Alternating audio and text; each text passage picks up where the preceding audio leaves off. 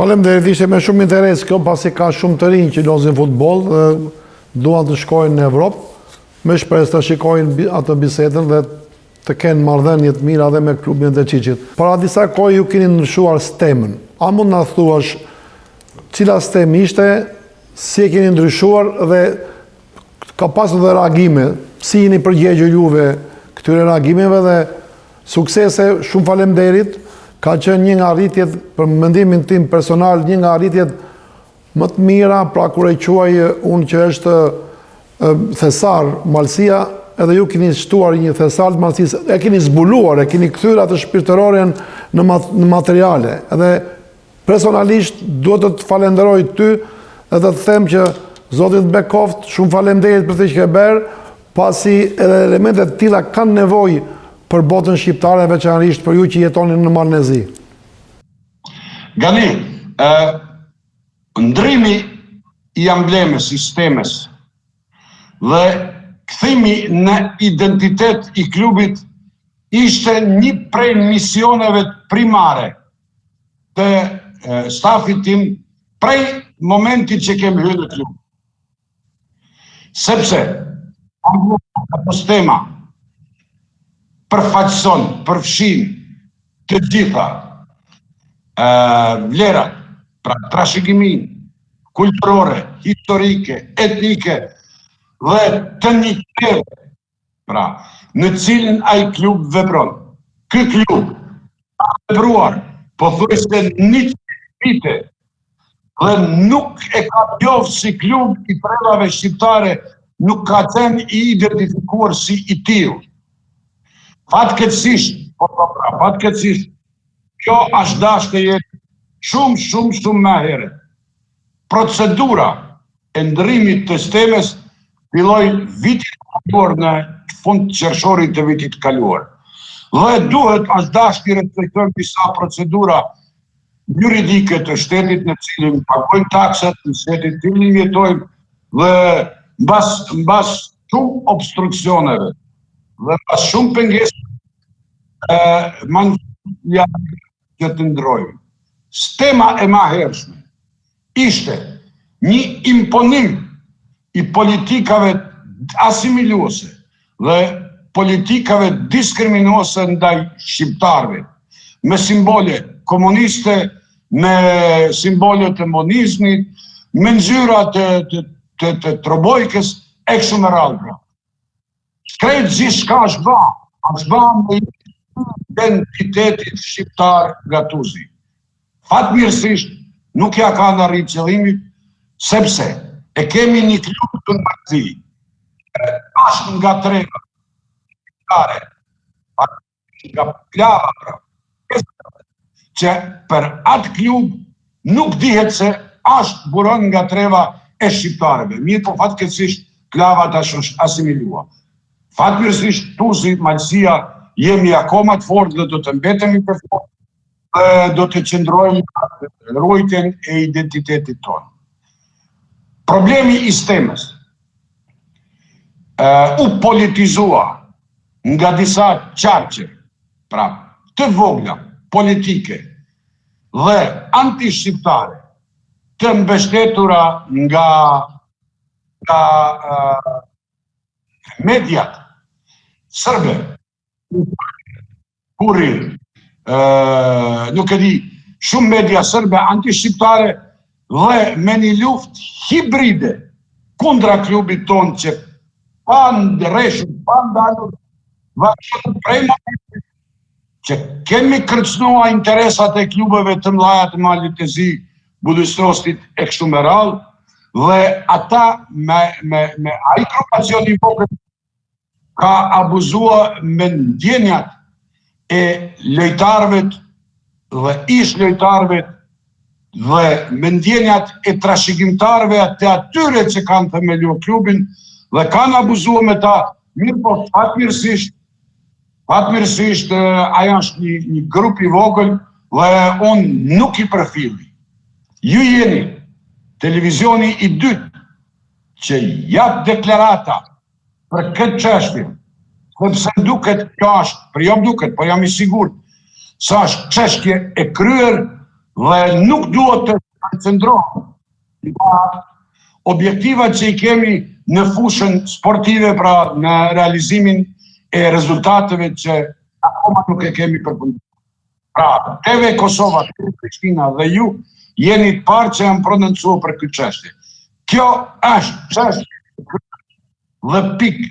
Krejt është e rregulluar, krejt iniciativa është nisur në pajtim me kushtetutën e shtetit cili paguajnë taksa, në pajtim me ligjet, në pajtim me rregulloret e FIFA-s, UEFA-s dhe të Federatës Futbollit Malizit, dhe në pajtim me statutin e klubit.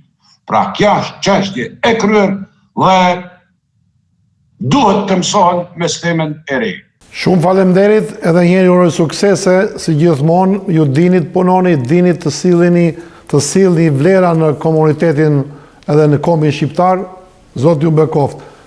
Si një ndjerë kur edhe ju do që dini më përpara, pak do me dha emocionet e ndërimit të semës. Emocionet pothuajse janë të mëdha, kjo është një kënaqësi duke shikuar pra logon në sistemin e re, siç i thon, si shtellet i vet ka pas disa kundërshtime, por ata që kanë kundërshtuar, ata kundërshtojnë pothuajse çdo gjë që është shqip. Nuk është vetëm se kundërshtojnë logon, por kundërshtojnë çdo gjë që është shqip në malsinë tonë. Dhe si që thale Pali, pra e kanë edhe politizua ma fort se sa ndoshta edhe janë aq kujdes sa për çështjen dhe zhvillimin e klubit. Ai grupacion derdh lot krokodilit për fatin dhe për historinë e klubit. Historinë e klubit 100 vjeçare. Kam trashëguar 10 fleta, shkaravina, në arkivën e klubit 100 vjeçar.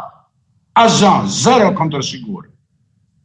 Dhe këta tani qajnë fatin e klubit, pra e historisë, dhe nuk e din njërana se gjyshërit e tyre, kur janë zdesh, në robë, në fanella sportive, i kanë hjeki, i kanë zhvesh, çakshir, xhamadan dhe kapuç të bardhë për me luajt futboll.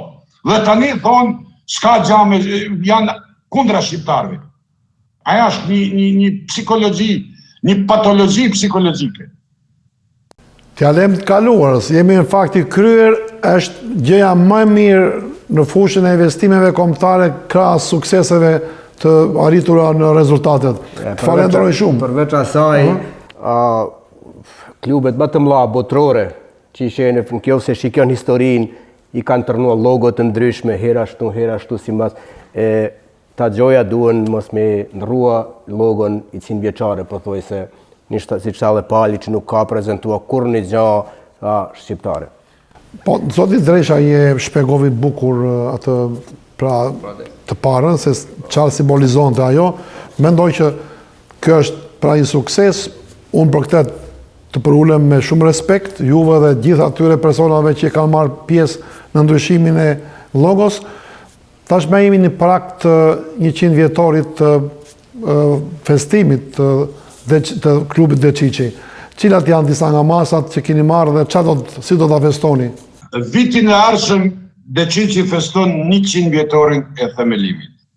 Ne jemi duke u përgatitur dhe duke punuar në atë drejtim, së shpejti do të ngritet edhe në bashkëpunim me komunën e Tuzit një këshill organizativ për të përcaktuar aktivitetet cilat do të jenë në vitin 2026. Unë mendoj se më së miri do të jetë muaji i gushtit, që do të jenë aktivitetet kushtuar 100 vjetorit të Deçiçit, a do të jetë gjithë muaj, apo një javë, do të shohim edhe në varësisht me aktivitetet që kemi dhe me buxhetin që do të kemi.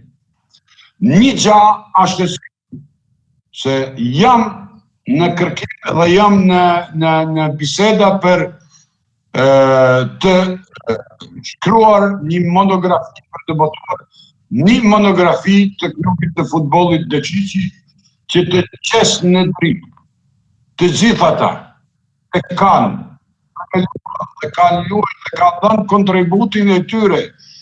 Pra, gjatë këtyre 100 viteve, fatkeqësisht, e kom shumë të vështirë, sepse arkiv nuk kam zero arkiv.